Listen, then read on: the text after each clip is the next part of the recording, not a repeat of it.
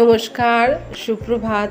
এসো মনের কথা ভাগ করি চ্যানেলের আরেকটি ব্লগে তোমাদের সবাইকে স্বাগত জানাই। কেমন আছো সবাই?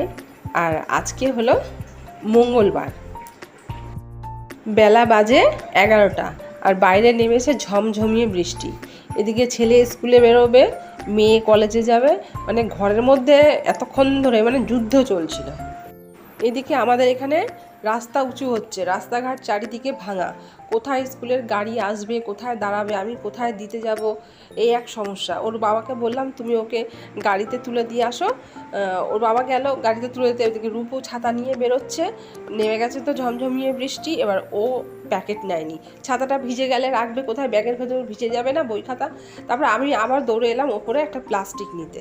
এবার প্লাস্টিক নিয়ে নিতে এসেছি, দেখি ওর বাবা ওয়াটার বোতল দেয়নি ছেলের। আবার ওর বাবাকে ফোন করলাম, ফোন করে বললাম তুমি একটু দাঁড়াও, মনা বেরোচ্ছে, ওর হাতে আমি ওয়াটার বোতল দিয়ে পাঠাচ্ছি, ওর কাছ থেকে নিয়ে নাও। এর মধ্যে আবার প্রচণ্ড মেঘ ডাকছে। এদিকে এসির প্লাগ খোলা হয়নি, টিভির প্লাগ খোলা হয়নি, চারিদিকে প্লাগগুলো খুলতে হবে। আর উপরের ঘরে জামা কাপড় মেলা, বৃষ্টির হ্যাচড়া এসে সমস্ত জামা কাপড়গুলো ভিজে যাবে। কি বলবো, 11টা পর্যন্ত যুদ্ধতেই কেটে গেল। আর আমি দোপাটি ফুলে যে বীজগুলো ছড়িয়েছিলাম, দেখো কি সুন্দর সব চারা বেরিয়েছে। এবার এই চারাগুলোকে তুলে তুলে এখান থেকে অন্য টপে লাগাবো। আর এই জামা কাপড় কটা তুলে নিলাম, আর এই জামা কাপড় কটা এখন এখানেই থাক, এগুলো একটু হালকা হালকা ভেজা আছে, এগুলোকে এদিকে টেনে দিয়ে গেলাম, এগুলো আর হ্যাচড়ায় ভিজবে না।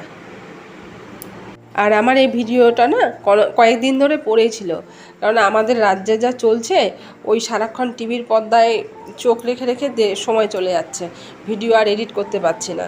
কখন আমরা ন্যায়ের বিচার পাবো, এই একটা আর কি ব্যাপার।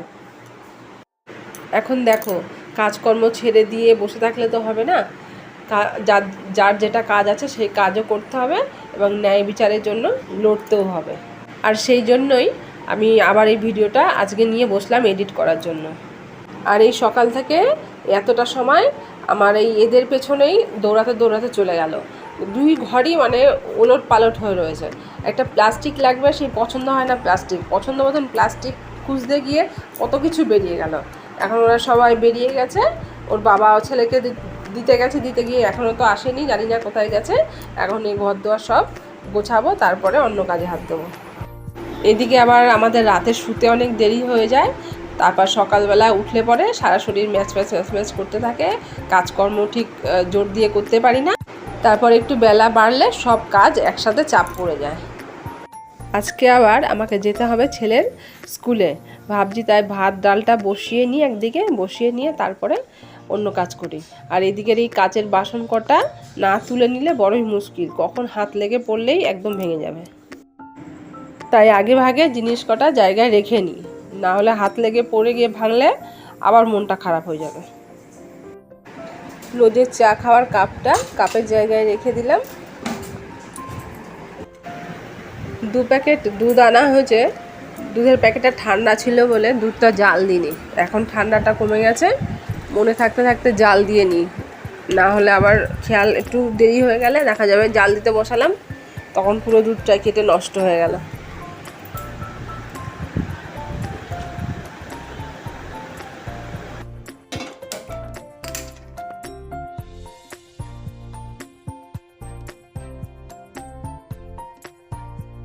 ওদিকে দুধটা জাল দিতে বসিয়ে এসেছি, দুধটা গরম হোক, ততক্ষণ আমি এই বই খাতাগুলো সব গুছিয়ে নিই।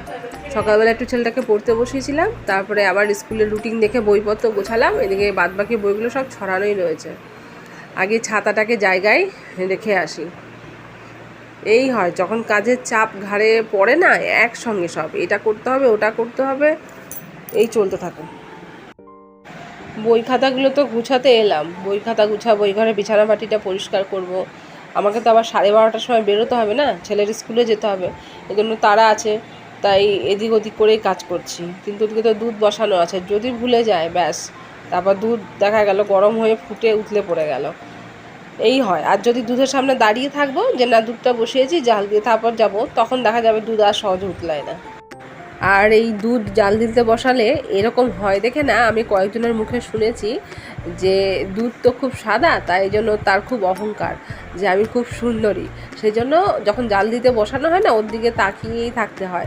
ও তাকিয়ে থাকলে দুধ আর একদম উঠলায় না। যেই নাকি কেউ একটু সরবে ওখান থেকে, ব্যাস তখনই উঠলে পড়ে যাবে। তো এখন আর যাবো না, এটা হয়ে গেছে। দুধ জাল দেওয়া হয়ে গেছে, একবারে গ্যাস বন্ধ করে তারপর বই খাতা গুছাতে চলে এসেছি। ঘরও একবারে গুছিয়ে নেব, এখন নিশ্চিন্তে কাজ করা যাবে। প্রথমে বললাম না তোমাদেরকে যে একদিকে ভাত আর ডালটা বসে নিয়ে তারপরে কাজ করব, কিন্তু না, চালটা তো ধুয়ে রাখা হয়নি, চালটা একদম কাঁচা। আর এই কাঁচা চাল বসিয়ে দিলে না প্রচণ্ড গ্যাস পড়ে, আর ভাতটা অতটা সফট হয় না। সেই জন্য ভাবলাম চালটাকে ধুয়ে ভিজিয়ে রেখে দিই, কেননা স্কুল যাবো তো 12:30টার সময়, বেশি টাইম হাতে নেই। আবার ভাতটা যদি পুরো না হয়, এটা ভেজানো থাক, ততক্ষণ চালটা জল টেনে নেবে, তারপরে স্কুল থেকে এসে ভাত বসালে তাড়াতাড়ি হয়ে যাবে।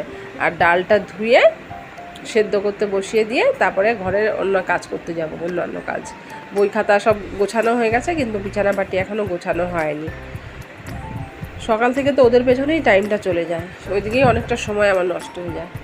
তো চালটা ভেজানো থাক, আর ডালটা ধুয়ে সেদ্ধ করতে বসিয়ে দিয়ে তারপর যাব।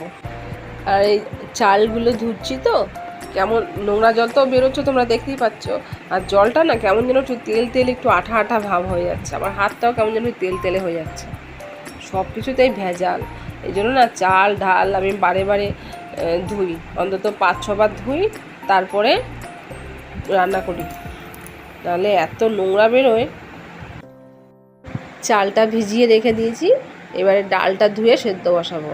আর আজকে না মুসুর ডাল আর মুগ ডাল মিশিয়ে রান্না করব। যতটা মুসুর ডাল নিয়েছি ততটাই মুগ ডাল নিয়েছি। মুসুর ডাল আর মুগ ডাল মিশিয়ে রান্না করলে না খেতে খুব ভালো লাগে।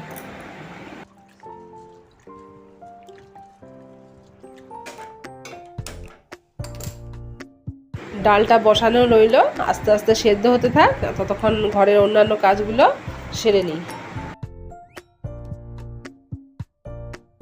দুধটা ঢাকা দিয়ে রাখি, আর হাতাটা উপরে তুলে ঢেকে রাখি। আমি দুধের হাতাটা ছোটো প্লেট দিয়ে ঢেকে রাখি, নাহলে না মাছি এসে বসে। এই ছোটো ঘরটা আমার গোছানো হয়ে গেছে, আর এখন একদম বৃষ্টিও নেই। এই দেখো, দেখছো, বড় ঘরের জানলা দিয়ে দেখাচ্ছি তোমাদেরকে, একদম বৃষ্টি নেই। আর তখন একেবারে মানে ছেলে বেরোবে, মেয়ে বেরোবে, ওইদিকে রাস্তা ভাঙাচোরা, কোথায় স্কুলের গাড়ি আসবে, একদম হুলস্থুল পড়ে গেছে। আর জলে বৃষ্টিও এমন পড়ছিল, তার মধ্যে আবার মেঘ ডাকা। আর এখন কিচ্ছু নেই, চারিদিক শুকিয়ে গেছে। রেডি হয়ে চলে এসেছি রাস্তায়, দাঁড়িয়ে আছি মন্দিরের পাশে। যাব একটু, ছেলের স্কুলে যাব বলেছিলাম না, সেই জন্য মন্দিরের পাশে এসে দাঁড়িয়ে আছি। আমাকে রূপুর বাবা এখানে দাঁড়াতে বলেছে। আর একটু আগে বৃষ্টি হয়েছে, দেখো রাস্তার অবস্থা। হিন্দমোটরে এই হয়, একটু বৃষ্টি হলেই হয়, চারিদিকে জল জমে যায়। এই রাস্তাটাতে জল, ওই দিকের রাস্তাটাতে জল। আর কখন থেকে দাঁড়িয়ে আছি এসে, আর একজনের আসার এখনও নাম নেই। এই হয়, আমি রেডি হয়ে চলে আসলে ও আসবে না, যদি আমার একটু দেরি হয় ব্যাস, এখনও হয়নি বাড়ি মাথায় তুলে দেবে। এই যে এলেন বাবু।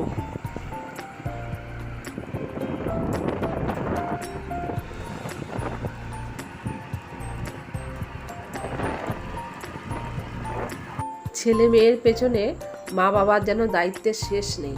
এই রূপুটা যখন ছোট ছিল তখন একবার এরকম হতো, ওর স্কুলে যেতে হবে, ওকে পড়তে নিয়ে যেতে হবে, ওর পড়া নিয়ে বসতে হবে, এই নাচ সাঁতার ঠাতার এগুলো করতে করতে যখন রূপু বড় হলো, এলাম যাক একটু মানে বাঁচা গেছে, এখন একটু ফ্রি হব। ও বাবা, তারপরে তো আবার ছেলে এলো, ব্যাস এখন আবার ছেলের পেছনে এই পড়তে বসাও, স্কুলের এইটা সেটা, দায়িত্বের শেষ নেই।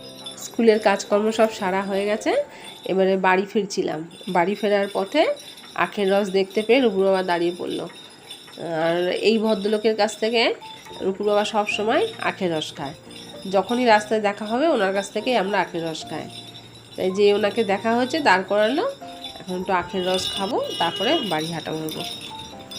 কি সুন্দর ঝুমুরে ঝুমঝুম ছন্দে আখের রস তৈরি হয়ে গেল।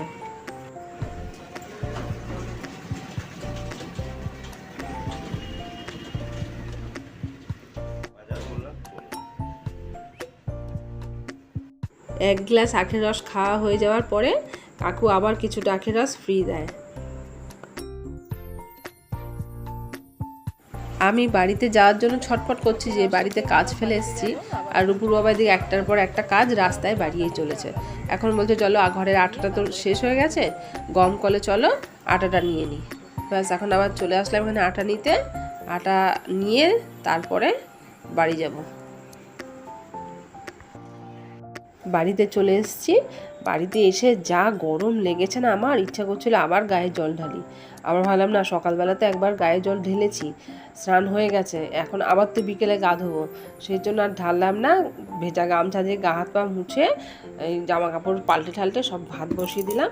আর এদিকে ডালটা তো সেদ্ধ করে রেখেই গেছিলাম, সেদ্ধ করে ফুটিয়েও রেখে গেছি। এখন একটু জাস্ট ফোড়ন দেবো, তাহলেই হয়ে যাবে। আর আজকে এত বেলা হয়ে গেছে, আজকে আর রান্না বান্না হবে না। একটু পাঁপড় ভাজবো আর ওদিকে আলু সেদ্ধ বসাবো, তাহলে ওই আলু মাখা দিয়ে ভাত খাবো আর ডাল পাঁপড় ভাজা। আর এখন মোটামুটি 2টো বেজে গেছে, হ্যাঁ 2:10 হয়ে গেছে। এদিকে আকাশে আবার মেঘ জমেছে, ঘরের ভেতর পুরো অন্ধকার হয়ে যাচ্ছে। আবার 3:20 বাজলেই আমাকে 3:10 কি 15-এর মধ্যে আমাকে আনতে যেতে হবে ছেলেকে। স্কুল ছুটি হবে, এই আমাদের বাড়ির থেকে কিছুটা দূরে ভ্যান এসে দাঁড়ায়, ওখানে আনতে যেতে হবে। এই যদি আবার বৃষ্টি নামে মুশকিল হয়ে যাবে। সব কটা জলের বোতল দেখছি একসঙ্গে খালি হয়ে গেছে। জল ভরতে বসিয়ে দিয়েছি জগে। আর আমি গেছিলাম ছাদে জামা কাপড় মেলতে। ছাদে মেলিনি, ঘরেই মেলেছি। ওয়াশিং মেশিনে সকালবেলা কাচতে দিয়েছিলাম, কাঁচা হয়ে গেছে, মেলতে দিতে গেছিলাম, এসে দেখি ভাতটা হয়ে গেছে। আর ওদিকে আলু সেদ্ধ করে আলু মাখাটাও হয়ে গেছে। আর এখন ডালটা ফোড়ন দিয়ে দেবো। আর আজকে সকালবেলা আমি আর রূপুর বাবা দুধ আর পাউরুটি খেয়েছিলাম। আর পাউরুটির প্যাকেটটা এখানেই পড়ে আছে, ফ্রিজে রাখা হয়নি। এখন এটাকে ফ্রিজে তুলে নিই।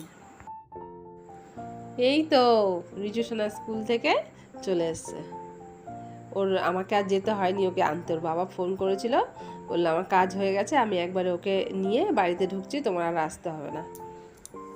আর আমাকে যেতে হয়নি দেখে আমার দিকে রান্নাঘরের কাজটা শেষ হলো। স্কুল ভালো হয়েছে? কেমন হলো স্কুল? ভাগ্যিস বৃষ্টিটা হয়নি, বৃষ্টি হলে তো রাস্তায় জল একদম ভর্তি হয়ে যেত, আসতে অসুবিধা হতো, জুতো খুলতে হতো, মোজা খুলতে হতো, তারপর খালি পায়ে জলের ভেতর দিয়ে হেঁটে হেঁটে আসতে হতো। আর কালকে তো আমরা সবাই যাব মেজো ননদের বাড়ি। মেজো ননদ নতুন ফ্ল্যাট কিনেছে, গৃহপ্রবেশ। তো কালকে স্কুল যাবে না, সেই কথাটা ঠিক মনে করে গাড়ি কাকুকে বলে এসছে যে গাড়ি কাকু কালকে আসবে না তুমি, কালকে আমরা পিসির বাড়ি যাব। আবার স্কুলেও নাকি বলে এসছে যে আমি কালকে আসবো না, পিসির বাড়িতে যাব। এইটা মানে খেয়াল ঠিক আছে, ঠিক মনে করে বলে এসছে। আমার বলতে খেয়াল নেই, ও ঠিক বলে দিল। আর এই পাঁপড়টা না আমি আগে ভেজে রাখিনি, কারণ আগে ভাজলে ঠান্ডা হয়ে যায়, তো খাবার একটু আগে ভাজলে বেশ গরম থাকে, তাহলে এটাকে খেতে ভালো লাগে। হাতটা ধর না বাবা, রাস্তায় জল কাদা ভর্তি, স্লিপ কেটে পড়ে গেলে বুঝবি সমস্ত জামা কাপড় নোংরা হবে, আবার বাড়িতে যেতে হবে। শুভ সন্ধ্যা বন্ধু সবাইকে। সন্ধে বাজে 7টা। এখন ছেলেকে নিয়ে একটু বেরিয়েছি, যাবো একটু দোকানে একটা বেড কাভার কিনতে। কালকে তো ননদের বাড়ি যাব, তোমরা জানোই ওর গৃহপ্রবেশ আছে, তা একটা খালি হাতে তো আর যাওয়া যায় না, তো একটা বেড কাভার কিনবো, তাই বেরিয়েছি চলে এসেছি দোকানে।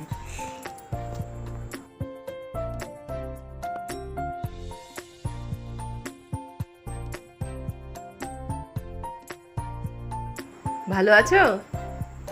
আর বন্ধুরা দেখো, সামনেই তো পুজো আসছে, সব দোকানপাটগুলোতে নতুন নতুন মাল এসে এখন দোকানগুলো সব ভরে উঠবে। আর এই সময়টায় রাস্তায় বার হলে মনটা এত ভালো লাগে, মানে চারিদিকে সব দোকানগুলোতে সব রং বেরঙের জামা কাপড় দিয়ে একদম সেজে ওঠে সব দোকান। যতদিন পুজো চলবে কেনাকাটাও চলবে। দুর্গাপুজোর পর কালী পুজো, একেবারে কি বলবো, তারপরে আবার জগদ্ধাত্রী পুজো, সমস্ত দোকানগুলোতে এখন জামা কাপড় ভর্তি থাকবে আর কেনাকাটা চলতেই থাকবে। তবে মনে হচ্ছে না এবার খুব একটা আনন্দ হবে পুজোতে, কেননা যা চলছে আমাদের দেশে, জানি না পুজোর আগে আগে আমরা বিচার পাবো কি পাবো না। সঠিক বিচারটা পেয়ে গেলে তো খুবই ভালো হয়। আমি বাড়িতে চলে এসেছি বেড কাভারটা নিয়ে, এবার চলো একটু খুলে দেখায়। এমন এটা খোল। আর রূপুর জন্য একটা কুর্তিও নিয়ে আসলাম, কলেজে যাচ্ছে তো একটু বেশি জামা কাপড়ের প্রয়োজন পড়ে যাচ্ছে, রোজই বলছে কি পরে যাব। প্রিন্টটা ভালো হয়েছে রে মনা, পুরোটাই এরকম, যেরকম বিছানার চাদরটা সেরকমই মাথার বালিশ, সেরকম পাশ বালিশ, সব একই ছাপা। দেখুন তো বন্ধুরা, কেমন লাগছে বেড কভারের প্রিন্টটা? ভালো লাগছে?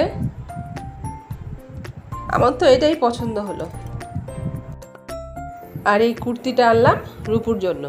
যা গরম পড়েছে, একটু ছোট হাতা, হালকা দেখে পাতলা কাপড়ের মধ্যে নিয়ে আসলাম। কেমন হয়েছে গো কুর্তিটা? কমেন্টে জানাবে তো বেড কভার আর কুর্তিটা কেমন হয়েছে। কিরে না, তোর এটা পছন্দ হয়েছে তো? তবে বলেছি পছন্দ না হলে পরে তুই দেখে নিয়ে আসবি। আর বেড কভারটা দেওয়ার জন্য একটা গিফটের বাক্সও নিয়ে এসেছি। এখন বাক্সতে ভরবো না, রূপুর বাবা আসুক, বেড কভারটা দেখবে, দেখে যদি ওর পছন্দ হয় তারপরে বাক্সতে ভালো করে ভরে ফিতে দিয়ে বেঁধে দেবো। আর এই বাঁধার জন্য, বাক্সটা বাঁধার জন্য একটা ফিতেও দিয়ে দিয়েছে, এই যে ফিতেটা। তাহলে আজকের মতন ভিডিওটা এখানে শেষ করছি। তোমরা সবাই ভালো থেকো, সুস্থ থেকো, সাবধানে থেকো, সবাই নিজের খেয়াল রেখো। আর ভিডিওটা ভালো লাগলে একটা লাইক, শেয়ার, কমেন্ট করতে ভুলো না। আজকের মতন তাহলে রাখি, টাটা, দেখা হবে পরের ভিডিওতে। আর তোমরা যারা আমার চ্যানেলটিকে সাবস্ক্রাইব করেছো তাদেরকে জানাই অজস্র ধন্যবাদ। আর যারা আমার ভিডিওগুলো দেখছো তাদেরকেও জানাই অজস্র ধন্যবাদ। আর এই ভিডিওটা এই কয়েকদিন আগের ভিডিও, এডিট করা হয়নি। যা চলছে সারাক্ষণ শুধু টিভিতেই চোখ রাখছি, কি নতুন খবর এলো কি না, এই জন্য ভিডিও দিতে দেরি হলো। প্লিজ তোমরা একটু ভিডিওটা দেখো।